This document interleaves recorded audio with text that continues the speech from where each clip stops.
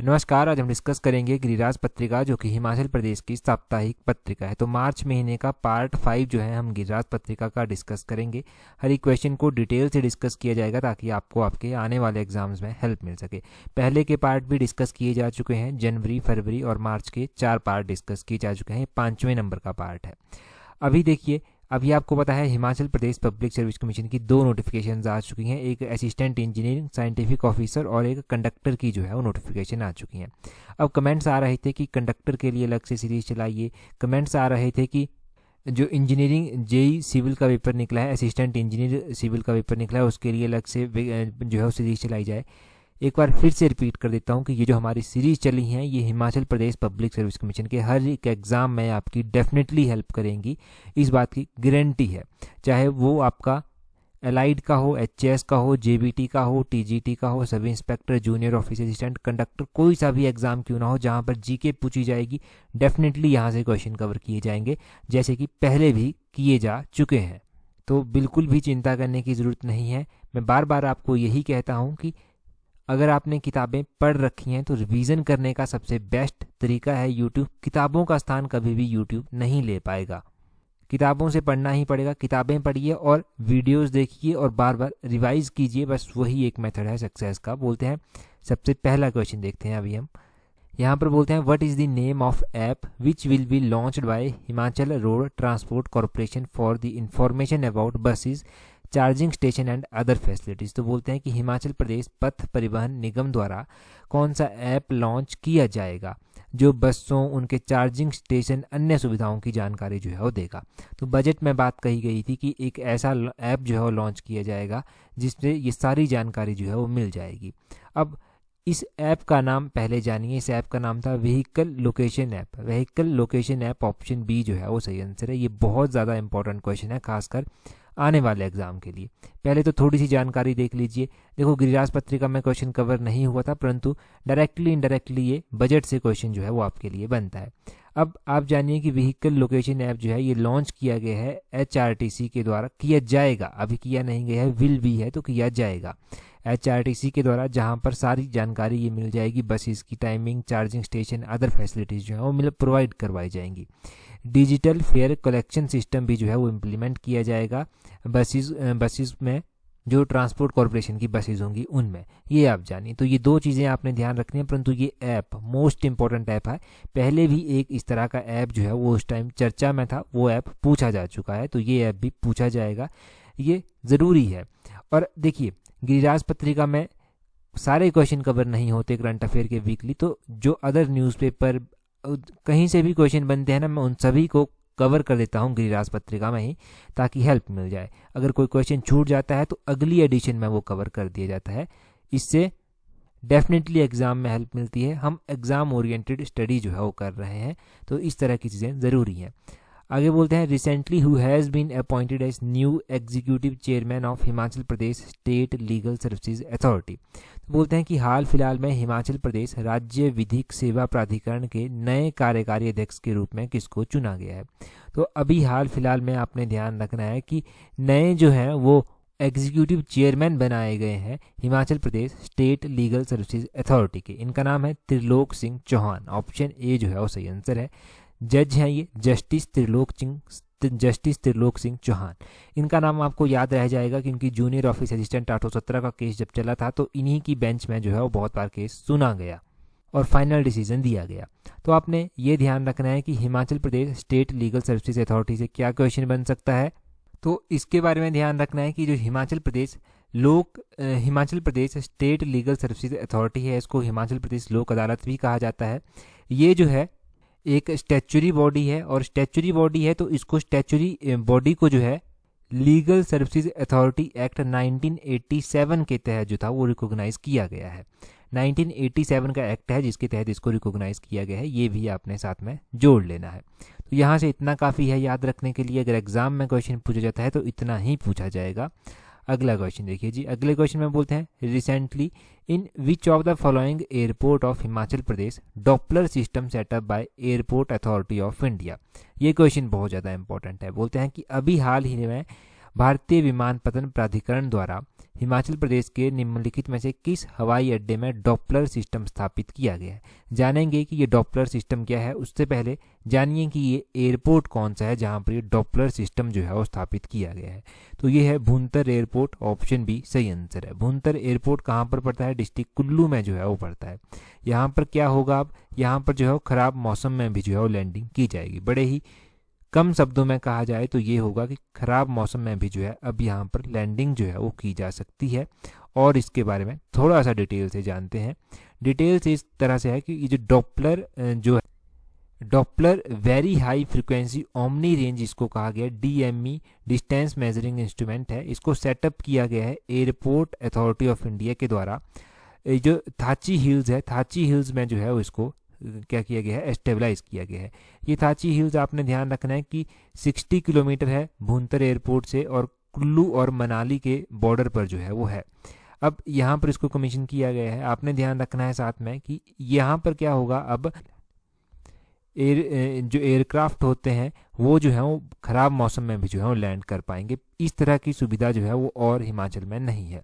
अब लेह आपको पता है बॉर्डर के साथ लगता है, चाइना बॉर्डर के साथ लगता है, तो हेल्प होगी कि अगर कोई मौसम ख़राब है, लेह जो है वो हेलीकॉप्टर जा रहा है तो यहाँ पर भी जो है अब ख़राब मौसम में लैंड कर सकता है। 28 ईयर्स लग गए इस DVOR DME डॉपलर जो टेक्नोलॉजी है इसको आते आते भुंतर। तो बोलते हैं कि इसके लिए जो है वो प्लेस तो पहले ही जो है वो जो था वो डिसाइड कर लिया गया था 1995 में। फॉर्मेलिटीज़ भी पूरी कर ली थी, परंतु कंप्लीट होते होते थोड़ा सा टाइम लग गया। खैर अब ये फैसिलिटीज़ जो है वो भुंतर एयरपोर्ट में होगी। One of the oldest airport है हिमाचल प्रदेश का, ये भी आपने ध्यान रखना है। तो इतना यहाँ से हो गया जी, ये काफ़ी है जानने के लिए। अगला क्वेश्चन में बोलते हैं, यहाँ पर ना मैंने कुछ क्वेश्चन गिरिराज पत्रिका से, गिरिराज पत्रिका में जो है वो बजट के ऐड किए हैं क्योंकि कुछ क्वेश्चन बच गए हैं, तो इस तरह से हम कवर कर लेंगे उनको धीरे धीरे। बोलते हैं एज पर budget 2023-2024 in the total what is the total डेब्ट पर पर्सन ऑफ हिमाचल प्रदेश। तो बोलते हैं कि 2023-24 का जो बजट आया उसके अनुसार हिमाचल प्रदेश के प्रत्येक व्यक्ति पर जो है वो कितना कर्ज है। अब प्रत्येक व्यक्ति पर कर्ज का मतलब है कि जो स्टेट के ऊपर कर्ज है वो प्रत्येक व्यक्ति के ऊपर जो है वो कर्ज है। अगर प्रत्येक व्यक्ति के ऊपर कर्ज की बात की जा रही है तो वो है 92,833, ऑप्शन बी जो है वो सही आंसर है। 92,833 जो है ये टोटल डेब्ट है प्रत्येक पर्सन के ऊपर। आप भी हैं तो आपके ऊपर भी कर्ज है, कोई भी है उन सभी के ऊपर जो है वो कर्ज है। अब ये कर्ज किस तरह से है आपको पता है, हिमाचल प्रदेश स्टेट के ऊपर कर्ज है। हिमाचल ने कर्ज ले रखा है, बार बार CM बात कहते हैं कि कर्ज में डूबा हुआ है, कर्ज लिया हुआ है। तो ये ना डिवाइड कर दिया गया पर पर्सन और इतना जो है वो हर एक पर्सन के ऊपर। अब ये इंपॉर्टेंट क्यों बनता है, बार बार ना सरकार के द्वारा कर्ज की बात की जाती है कि कर्ज है कर्ज है। तो इस तरह का क्वेश्चन ना जब चर्चा में बहुत ज़्यादा आ जाता है तो एग्जाम में पूछे जाने की संभावना ज़्यादा बन जाती है। और यहाँ से बस इतना ही याद रखें, ज़्यादा याद रखने की ज़रूरत है भी नहीं। डेब्ट इतना है, कर्ज इतना है। अगला क्वेश्चन देखिए, अगला क्वेश्चन काफ़ी इंपॉर्टेंट क्वेश्चन है। बोलते हैं Rajiv Gandhi government day boarding school will be composite school from. तो बोलते हैं कि जो Rajiv Gandhi day boarding school होंगे, कह तो दिया गया कि हर एक जो विधानसभा कॉन्स्टिट्यूएंसी होंगी वहाँ पर जो है ये स्थापित किए जाएंगे, परंतु अब ये यहाँ पर बोलते हैं कि किस किस क्लास को जो है ये कवर करेंगे। ये भी तो पता होना चाहिए ना, क्योंकि इस चीज़ को तो भूल ही जाते हैं जब बात की जाती है बड़ी चीज़ों की, कि ये जो Rajiv Gandhi day boarding school होंगे ये प्री प्राइमरी से लेकर 12th क्लास तक, 12वीं क्लास तक के बच्चों को कवर करेंगे, कंपोजिट होंगे। इस क्लास के प्री प्राइमरी से लेकर 12वीं तक के बच्चे यहाँ पर शिक्षा ग्रहण कर पाएंगे। इसके बारे में क्या डिटेल में जानेंगे। Rajiv Gandhi day boarding school कहा गया कि ईच असेंबली कॉन्स्टिट्यूएंसी में खोले जाएंगे। हमारे यहाँ पर 68 विधानसभा क्षेत्र हैं। आपके डिस्ट्रिक्ट में कितने होंगे वो भी आपको पता होगा। तो हर एक विधानसभा कॉन्स्टिट्यूएंसी में एक एक इस तरह का स्कूल जो है वो खोला जाएगा और यहाँ पर प्री प्राइमरी से लेकर क्लास 12 तक के बच्चों को कवर किया जाएगा। ये क्यों चर्चा में है, विधानसभा में बहुत सवाल हुआ। तो अटल जी के नाम पर अटल आदर्श विद्यालय का नाम रखा गया था, तो उनको Rajiv Gandhi day boarding school अब कह दिया गया, तो इसलिए ये चर्चा में आया। और इसलिए चर्चा में आने के बावजूद ये इंपॉर्टेंट करंट अफेयर का क्वेश्चन बन गया और मोस्ट एक्सपेक्टेड बन गया कि एग्जामिनर इस तरह का क्वेश्चन पूछ ले। अगर एग्जामिनर कहीं न्यूज़पेपर पढ़ता हुआ, सोशल मीडिया पर रहता होगा टच, तो वो ज़रूर इस तरह का क्वेश्चन जो है वो डालेगा और कोई भी आपका एग्ज़ाम है डेफिनेटली वहाँ पर आपको हेल्प मिलने वाली है। अगला क्वेश्चन देखते हैं हमारे पास क्या है।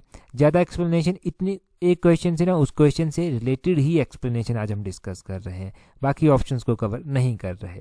अगला क्वेश्चन देखिए, अगले क्वेश्चन में बोलते हैं एज पर budget 2023-2024 how much subsidy provided to farmers to purchase tractor. तो बोलते हैं कि किसानों को ट्रैक्टर खरीदने के लिए कितनी सब्सिडी प्रदान की जाती है।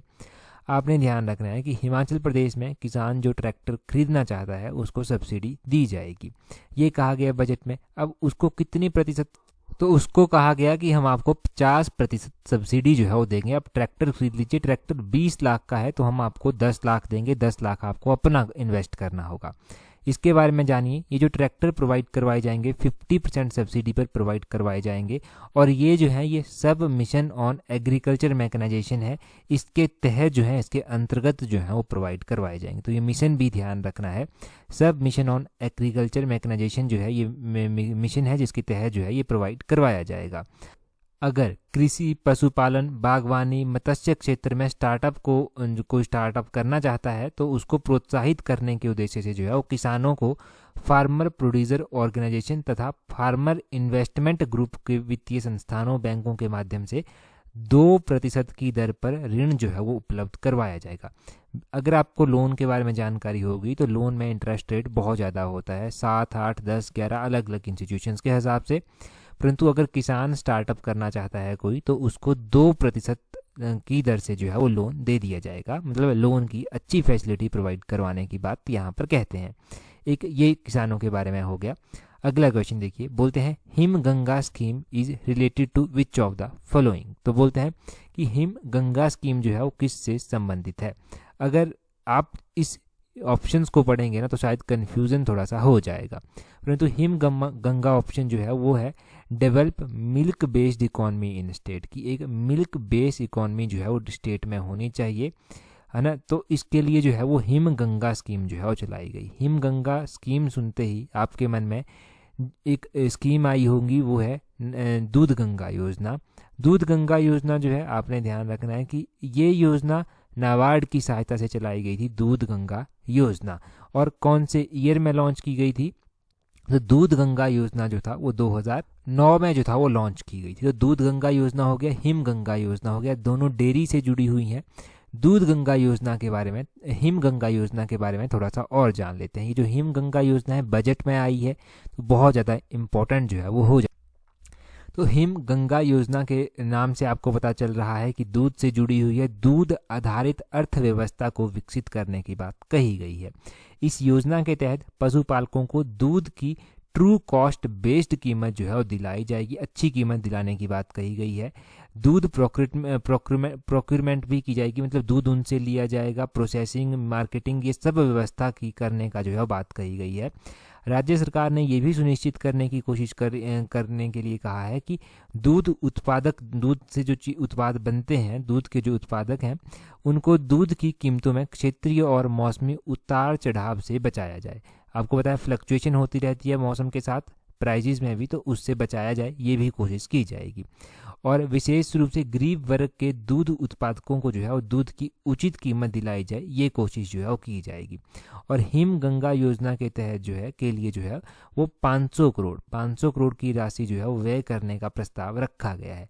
पहले चरण में फेज़ 1 में ये योजना जब चलेगी, फेज़ 1 में, तो आपने ध्यान रखना है कि पहले चरण में ये योजना प्रदेश के कुछ क्षेत्रों में चलाई जाएगी, और कुछ क्षेत्रों में जो चलाई जाएगी पायलट बेस पर जो है वो चलाई जाएगी। रिस्पांस अच्छा मिलता है तो आगे भी रेप्लिकेट किया जाएगा, अदर एरियाज़ में भी रेप्लिकेट किया जाएगा। जैसे आपको पता है हमने HPSSC Himachal Pradesh public service commission HPPSC का सफलता अभियान चलाया है, जिसमें हम हिस्ट्री के सेशन जो है वो डिस्कस कर रहे हैं। 2 सेशन डिस्कस हो चुके हैं, पायलट बेसिस पर है, 10 सेशन तक पायलट बेसिस पर रहेगा, उसके बाद आगे कंटिन्यू किया जाएगा। जैसे वैसे ही ये पायलट बेसिस पर है कुछ एरियाज़ में, फिर आगे उसको रेप्लिकेट किया जाएगा।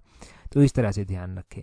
अगला क्वेश्चन देखिए, अगले क्वेश्चन में क्या बोलते हैं, बोलते हैं अंडर HP सिवा project how many district of Himachal Pradesh will be benefited. तो बोलते हैं कि ये जो HP सिवा परियोजना है इसके तहत जो है वो हिमाचल प्रदेश के कितने जिले लाभान्वित होंगे।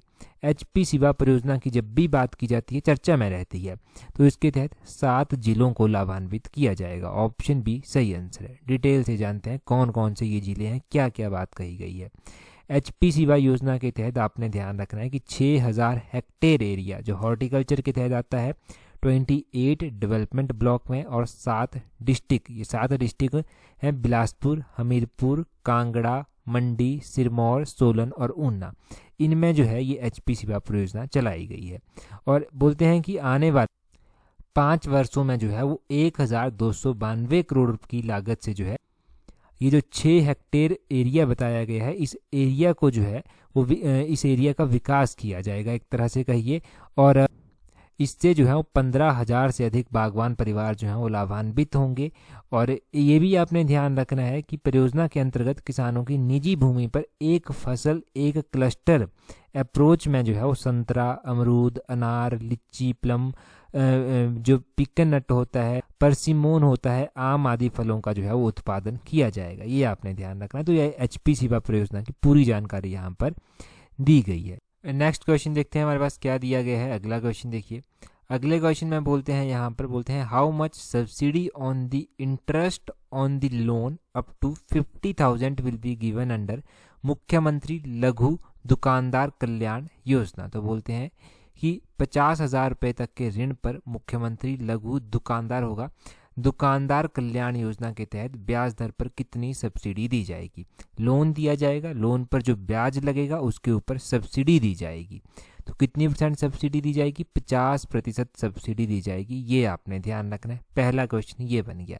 दूसरा क्वेश्चन ये बन गया कि कितनी राशि तक दी जाएगी। तो 50,000 तक दी जाएगी। तो 2 को दूसरा क्वेश्चन बन गया। तीसरा क्वेश्चन बन गया कि स्कीम का नाम क्या है। तो मुख्यमंत्री लघु दुकानदार कल्याण योजना इसका नाम है। इसके बारे में डिटेल से जानते हैं। जो मुख्यमंत्री लघु दुकानदार कल्याण योजना है ये स्मॉल शॉपकीपर्स के लिए चलाई गई है, जो ट्रेड करते हैं उनके लिए चलाई गई है। स्मॉल जो छोटे दुकानदार होते हैं, जैसे कि बार्बर हो गया, टी स्टॉल चलाता है कोई, टी स्टॉल का ऑनर है, स्ट्रीट वेंडर है और करियाना की शॉप है किसी की, टेलर है कोई, तो उनके लिए चलाई गई है। अब इनको 50% सब्सिडी दी जाएगी। इंटरेस्ट रेट जो होगा उसके ऊपर 50% सब्सिडी मिलेगी 50,000 रुपये तक के लोन पर, ताकि वो अपने काम को आगे बढ़ा सकें। कुछ कंस्ट्रक्शन करनी है, काम बढ़ाना है, बहुत चीज़ें होती हैं बिजनेस में, तो उन चीज़ों को जो है वो फुलफिल कर सकें, इसलिए जो है वो उनको ये सब्सिडी देने की बात सरकार कहती है। एक तो आपने 2% इंटरेस्ट रेट फार्मर्स वाला पढ़ लिया था कि फार्मर्स को 2% इंटरेस्ट रेट पर दी जाएगी। यहाँ पर इंटरेस्ट रेट पर 50% सब्सिडी देने की बात कही गई है। तो ये दोनों क्वेश्चन ज़रूरी हो गए। ठीक है, अगला क्वेश्चन देखते हैं हमारे पास क्या बनता है। अगले क्वेश्चन में क्या पूछते हैं, बोलते हैं एज पर budget 2023-2024 how many gram panchayat in each district will be developed as model gram panchayat. तो बोलते हैं कि बजट 2023-24 के अनुसार प्रत्येक जिले में कितनी ग्राम पंचायतों को आदर्श ग्राम पंचायत के रूप में विकसित किया जाएगा। अब ग्राम पंचायत का एक कॉन्सेप्ट लेकर आए हैं, कहते हैं कि हम मॉडल ग्राम पंचायत जो है वो बनाएंगे। तो प्रत्येक जिले में कितनी पंचायतों को जो है वो कवर किया जाएगा। तो कहते हैं कि प्रत्येक जिले की एक ग्राम पंचायत को कवर किया जाएगा, सिर्फ और सिर्फ एक। ऑप्शन ए जो है वो सही आंसर है। इसके बारे में डिटेल से जानकारी जानते हैं तब आपको ज़्यादा पता चलेगा। बोलते हैं ये जो स्वच्छ भारत मिशन है इसके अंतर्गत जो है वो ग्रामीण गौशालाओं की आय बढ़ाने के लिए पायलट आधार पर जो है वो सभी जिलों में जो है वो चार जो है वो गोवर्धन संयंत्र संचालित की जाएंगे। कितने? सभी जिलों में चार गोवर्धन प्लांट्स जो है वो स्थापित किए जाएंगे, ये बात कही गई। साथ में ही कहा गया कि प्रत्येक ब्लॉक में जो है वो plastic waste management unit PMMU इसको कहा गया, प्लास्टिक वेस्ट मैनेजमेंट यूनिट जो है वो इनकी भी स्थापना की जाएगी।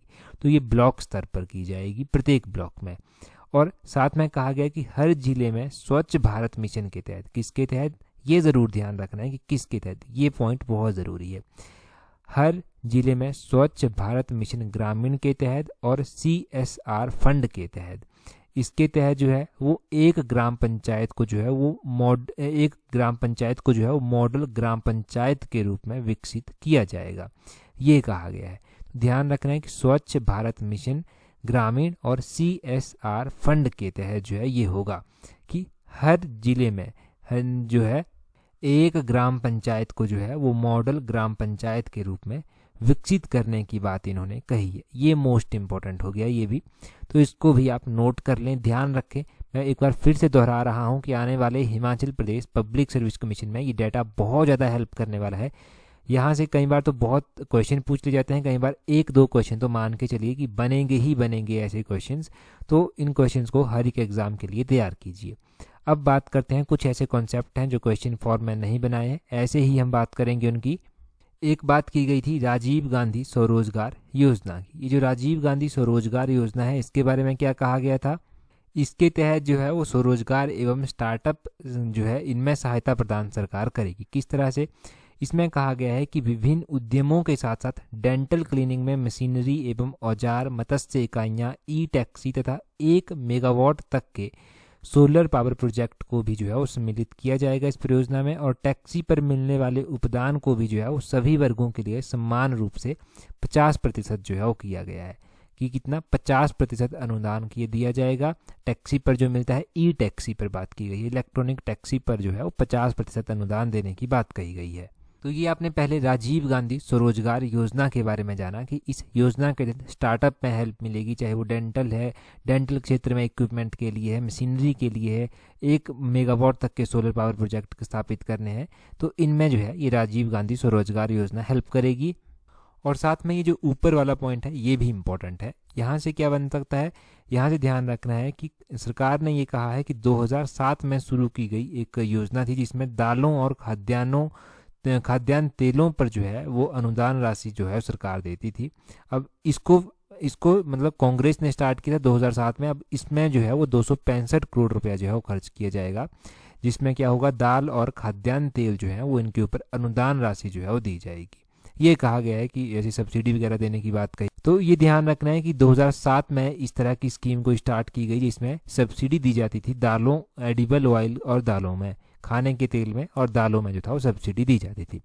तो ये ज़रूर है, यहाँ से क्वेश्चन बन सकता है, थोड़े चांसेस हैं। स्वरोजगार योजना के बारे में कुछ भी पूछ सकते हैं, तो इसको भी पता होना चाहिए इसके बारे में। और आज हमने बजट को बहुत ज़्यादा कवर किया क्योंकि लास्ट टाइम के बजट के क्वेश्चन बच गए थे गिरिराज पत्रिका से, और जो थोड़ा थोड़ा इम्पोर्टेंट मुझे लगा उसको हमने कवर किया, और बच जाता है कुछ तो अगले पार्ट में भी इंक्लूड किया जाएगा, और कोई भी करंट अफेयर छूट जाता है ना वो भी कवर कर लिया जाता है। लास्ट टाइम हमने गिरिराज पत्रिका में क्वेश्चन पढ़ा था, इसका आंसर आपने कमेंट करके बताना है। बोलते हैं in which of the following district of Himachal Pradesh PGI satellite centre being set up. तो बोलते हैं कि हिमाचल प्रदेश के किस जिले में PGI सैटेलाइट सेंटर स्थापित किया जा रहा है।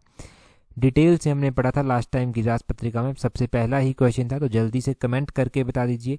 टेलीग्राम पर आपको सारी जानकारी मिल जाएगी। टेलीग्राम पर ज्वाइन करने के लिए @allexam31 सर्च करना अपने टेलीग्राम से। इंपॉर्टेंट क्विजेज वहाँ पर मिल जाएंगे, PDF नोटिफिकेशन, हर एक चीज़ वहाँ पर प्रोवाइड करवा दी जाती है जो एग्जाम पॉइंट ऑफ व्यू से ज़रूरी होती है। फरवरी महीने का कंप्लीट गिरिराज पत्रिका का एडिशन भी जो है वो टेलीग्राम पर प्रोवाइड है, वहाँ पर मिलेगा, जिसमें कंप्लीट गिरिराज पत्रिका की एडिशंस थी फरवरी में में। तो आज की इस वीडियो में इतना ही काफ़ी है। That's all for today. Thank you very much for watching and listening it very patience.